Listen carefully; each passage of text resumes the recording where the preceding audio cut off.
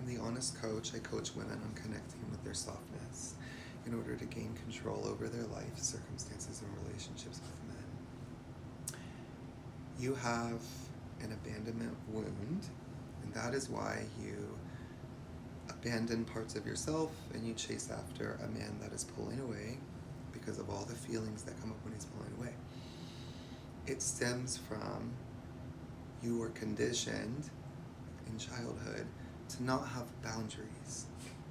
What I mean by that is you instinctive is not the word, because your instinct should be to preserve yourself.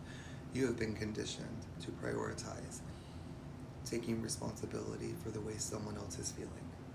You have done something that has made someone feel upset, and now you are bad and you are wrong and you are all these things. It's not you, it's the closeness. The person that you had as a caregiver as a child has an aversion to closeness. They really cannot experience love. It feels very painful for them. And so you're kind of on this end where somebody is reflecting back to you that you're fundamentally flawed. And it's just not true. It's the relationship. But the point is, when you connect to your softness, you decide how you want to feel. That's your priority. And then your boundaries are an extension of that. You don't take responsibility for other people's feelings. Of course, if you were to do something that caused something, you would apologize. If it was a mistake, you would simply apologize for the mistake, and you're allowed to make mistakes. You're not flawed, and you're not broken, and there's nothing wrong with you because you make mistakes. Everybody makes mistakes. In fact, some of the top leaders in teaching people to overcome insecurity actually condition people to see failure as success. And that if you were to start out doing something and you were to fail, succeed, that you would continue going. But if you were to succeed, and fail, you would probably stop. So you should look at failure as an opportunity to learn and keep going. Now, this is what these kinds of coaches have learned is most effective. So there's nothing wrong with making mistakes. That was to support that argument. But you have a problem of boundaries. You were conditioned out of your boundaries. And here you are really giving so much of yourself to somebody who can't even really see you.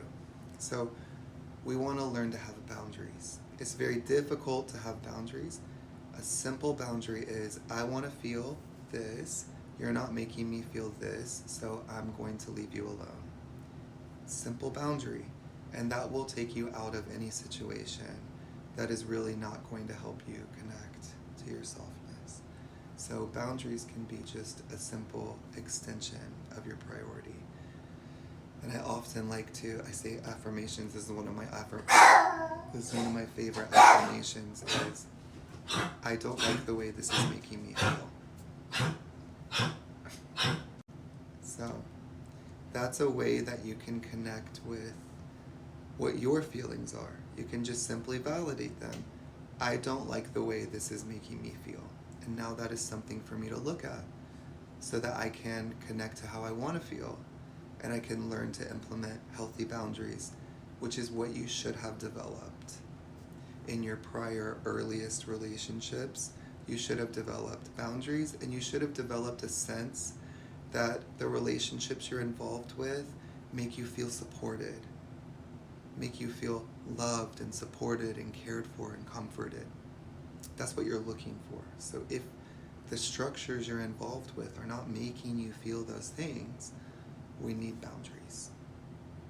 So I think I said what I wanted to say. Blessed be.